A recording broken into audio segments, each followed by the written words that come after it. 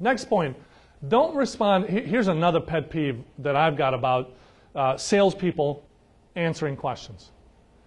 Most of us as salespeople think that when someone actually asks us a question, they actually think that they want us to respond. There's a major misconception that when a customer asks us a question, we actually believe they actually want an answer. When the majority of the time, they don't really want an answer. And not only don't they want an answer, but we don't understand the question, so the answer we give them is wrong.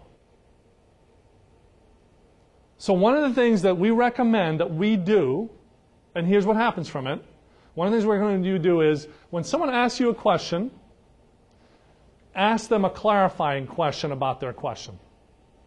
Because often they'll answer their own question, or in clarifying the question, you'll understand that the question was very different than what you thought it was.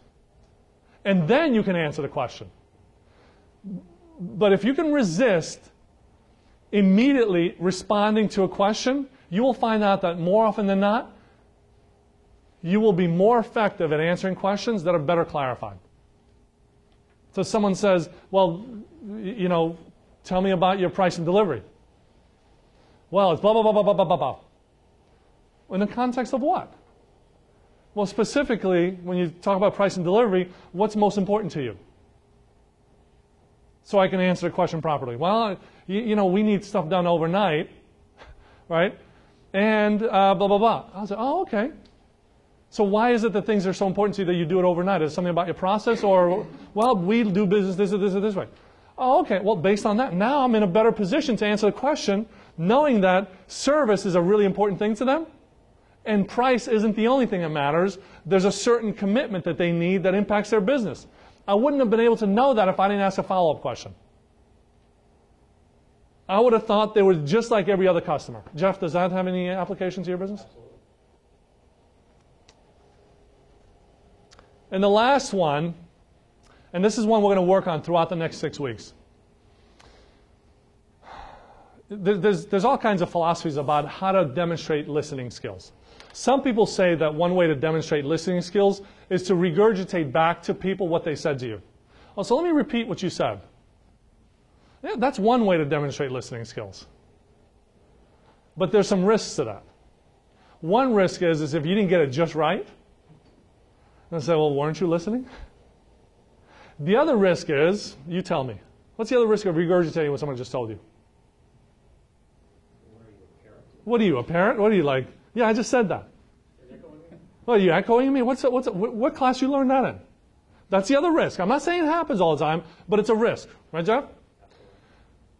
The most effective way I have seen of demonstrating great listening skills is to take one of those key concepts or bullets they just gave you and interject it in the next question to expand your understanding of their situation.